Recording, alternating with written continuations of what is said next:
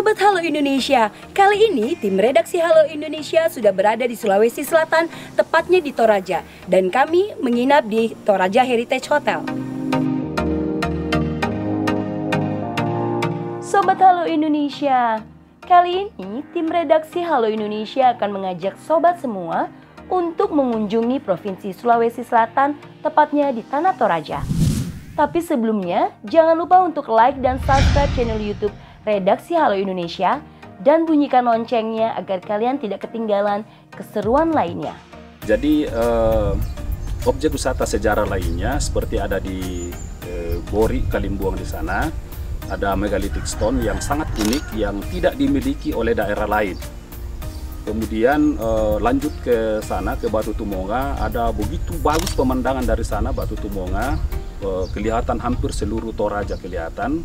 Kemudian di pagi hari itu juga kelihatan awan yang sangat tebal menutupi kota Rantepao ini, dan ada juga terasering yang sangat menarik yang kita bisa kunjungi setiap saat di Batu Tumonga. Kemudian kita lanjut ke Saadan, ada Tenun Toraja, Weaving Center ada di sana, di mana di situ sebagai sentral kerajinan untuk tenun Toraja. Di samping itu juga yang paling juga menarik di Toraja di sini itu seperti kegiatan-kegiatan adat budaya seperti upacara adat yang tidak bisa kita temukan di daerah lain selain yang ada di Toraja. Di mana di sini upacara adat kematian itu yang mulai proses mulai kematiannya sampai penguburannya sangat unik dan sangat menarik untuk bisa dikunjungi. Di samping juga di sini juga ada upacara adat syukuran seperti pernikahan yang dalam bentuk adat yang sangat juga menarik dikunjungi di setiap saat di Toraja. Khusus untuk upacara adat kematian,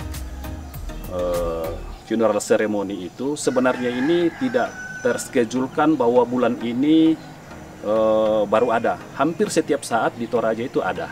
Cuma itu letaknya ada di setiap kampung-kampung yang ada di Toraja. Ada banyak wisata adat di Indonesia yang menarik perhatian wisatawan lokal maupun mancanegara. Salah satu yang terbaik adalah wisata Tanah Toraja. Toraja memiliki alam yang indah. Udaranya sejuk dan segar, anginnya bertiup semilir. Sebagai destinasi wisata, Toraja menawarkan sensasi. Goa Londa Toraja menyimpan banyak cerita. Ada Goa Londa di mana wisatawan dapat merasakan pemandangan unik dengan peti-peti mayat yang tersimpan di goa-goa pada tebing batu berbukit terjal. Takut? Tak perlu, karena makam Goa Londa tidak seperti makam pada umumnya. Pemakaman di Goa Londa ini sebenarnya dibagi dalam 3 tingkatan atau 3 kasta, yaitu termasuk kalangan bawah dan kelas menengah dan bagian atas. Jadi ada 3 tingkatan. Untuk kalangan bawah rata-rata dipotongkan kerbau biasanya dari 1 sampai 5, dan untuk kelas menengah rata-rata dari 7 sampai 12, dan untuk kalangan bangsawan atau orang kaya itu dimakamkan paling di atas sekali, paling kurang 24 ekor kerbau, bisa lebih. Berarti yang paling atas itu bangsawan semua kelas, itu ya? Kelas elit semua. Dan untuk tingkat pertama kalangan biasa, rata-rata diusung dengan bambu model seperti itu, biasanya dipotongkan kerbau dari 1 sampai 5. Dan untuk kalangan kelas menengah diusung dengan keranda model seperti itu, rata-rata dari 7 sampai 12. Dan untuk kalangan bangsawan yang kami maksud tadi, diusung dengan keranda seperti rumah tongkonan yang kecil di sana, paling kurang 24 ekor kerbau, bisa lebih. Dan itu rata-rata dibuatkan patung seperti dipajang di depan kita ini. Nah, kalau yang peti-peti model tempo dulu itu disusun-susun di atas, itu ada ratusan tahun. Ya, mungkin diperkirakan itu sudah mencapai 300-400 tahun yang lalu. Nah, kemudian model peti tempo dulu ini diceritakan bahwa itu ada satu peti, satu keluarga, ya. Dan untuk model peti sekarang di persegi 4 seperti di sudut sana, rata-rata satu peti satu orang isinya di dalam. Jadi berbeda dengan peti tempo dulu. Londa adalah goa yang terbentuk oleh alam, diperuntukkan untuk penyimpanan jenazah khusus bagi para leluhur Toraja dan keturunannya. Goa ini berada di sisi Bukit Batu Terjal yang ketinggiannya di atas bukit. Dahulu, sebelum masuknya agama Islam dan Kristen di Tanah Toraja, penduduk setempat sudah menganut kepercayaan warisan nenek moyang yang disebut Aluk Todolo atau Alukta. Kepercayaan Alukta inilah yang melandasi ritual adat dan tradisi masyarakat Toraja. Jadi tengkorak-tengkorak itu yang ada di sini kita lihat bersama itu sudah cukup lama itu. Jadi kita tidak tahu daging-dagingnya itu sudah bercampur tanah, tinggal tengkorak aja yang bisa kita lihat sekarang.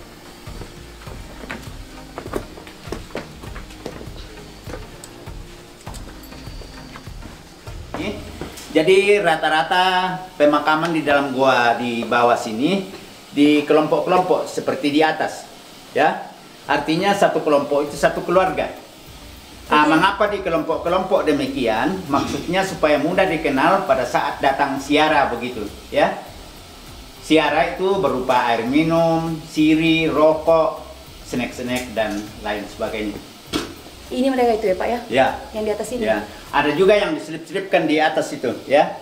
Itu anak-anak yang sudah tumbuh gigi, ya. Kalau tempo dulu agama Aluk Todolo tempo dulu itu anak-anak yang belum ada gigi atau bayi itu dimasukkan di dalam pohon. Kalau sekarang rata-rata dibikinkan peti sudah, ya. Dan goa ini betul-betul alami ya. Jadi ada dua pemakaman batu di Toraja sini. Ada yang alami dan ada yang dipahat. Kalau daerah yang dipahat itu di Loko Mata dan di daerah Buntang sana. Itu dipahat dua-duanya. Kalau di Londa sini semuanya alami, begitu ya.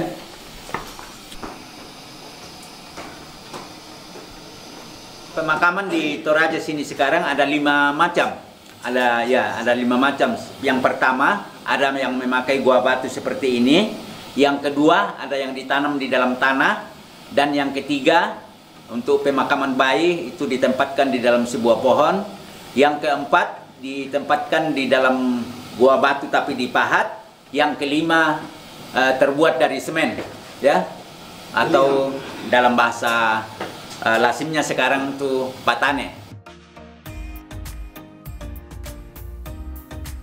Jadi di dalam peti yang sudah buruk ini kita lihat bersama, di dalamnya ada beberapa batangan rokok, ada koin, dan lain sebagainya. Semua itu termasuk sesajen dari keluarga.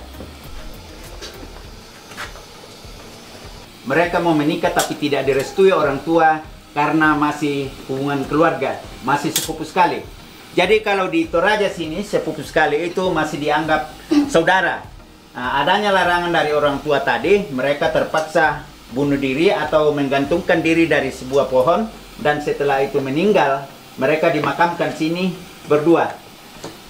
Dan ini mirip ceritanya dengan cerita Romeo dan Yuli. Ya. Dan ini kejadian tahun 1972. Cukup lama ya. Jadi tinggal tengkorak dan tulang betis yang ada kita lihat bersama.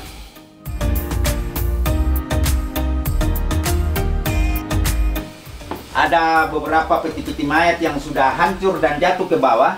Sebenarnya itu bisa diganti kembali, tapi harus melalui upacara ritual dulu, baru bisa diperbaiki kembali. Jadi tanpa ada ritual tidak bisa. Pemakaman ini tidak bisa diperbaiki lagi.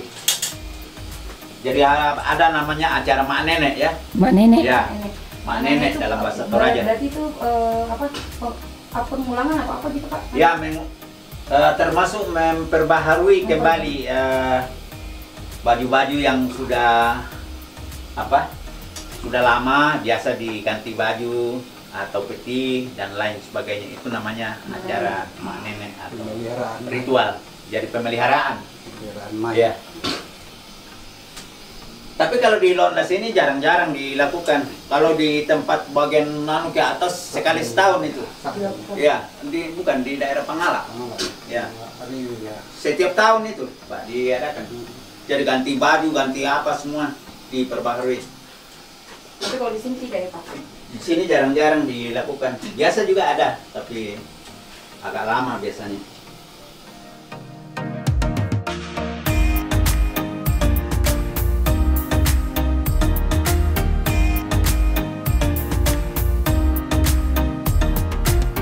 Di Goa Londa, peti jenazah yang ada tidak dikuburkan, tapi hanya diletakkan begitu saja. Tidak tampak aura horor dan tidak berbau mayat, meski banyak tengkorak yang berserakan dan peti mayat yang berumur ratusan tahun.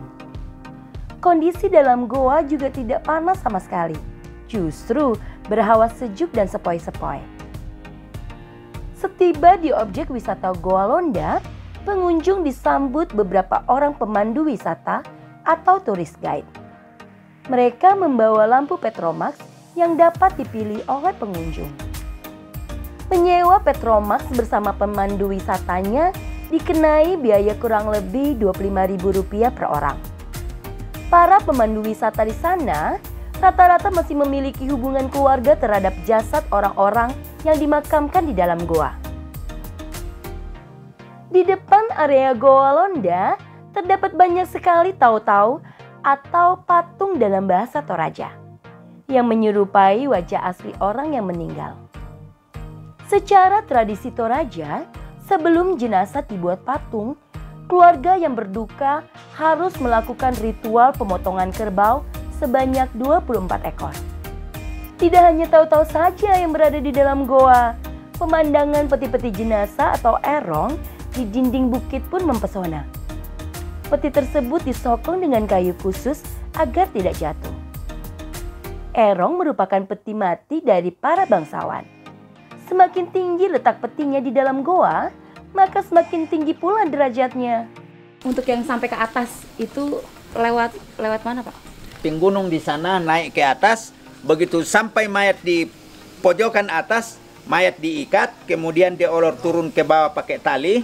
Nanti ditada oleh beberapa teman-teman yang biasa mengubur, kemudian didorong masuk ke dalam lubang batu di atas. Caranya seperti itu.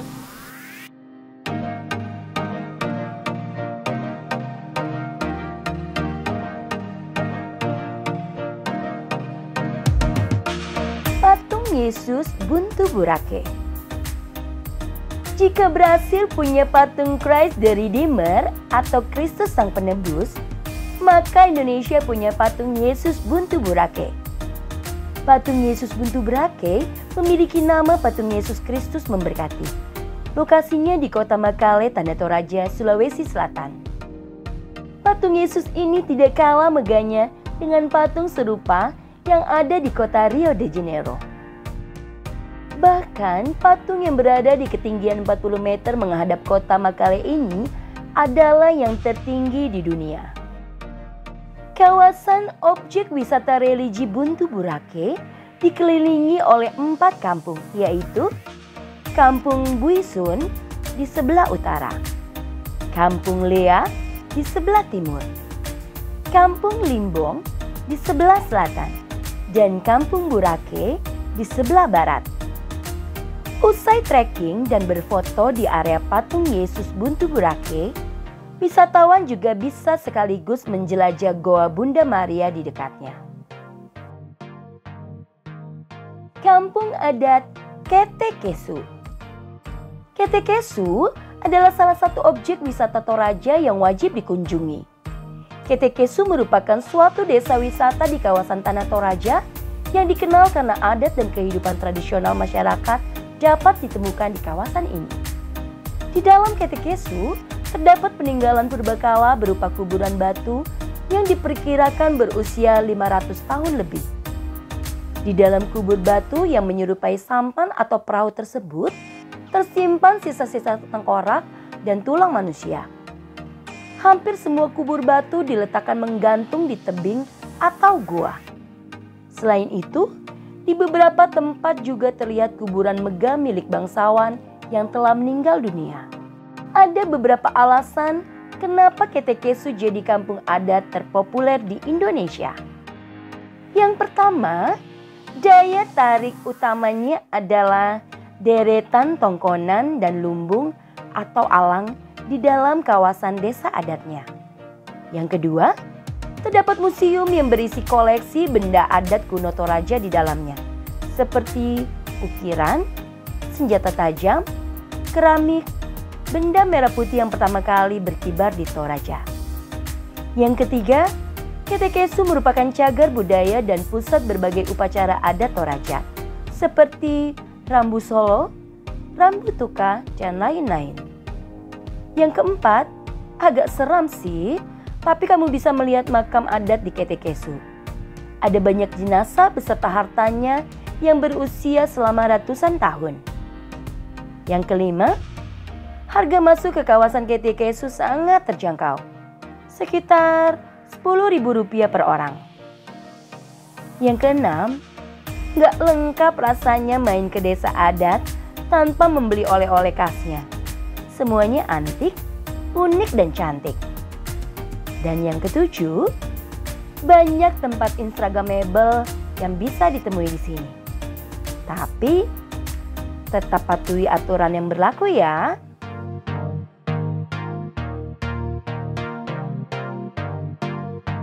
Nah Sobat Halo Indonesia, gimana? Seru kan? Biar kalian gak ketinggalan untuk update-update terbaru lainnya, jangan lupa untuk like dan subscribe channel YouTube Redaksi Halo Indonesia dan bunyikan loncengnya. Sampai jumpa, salam Indonesia.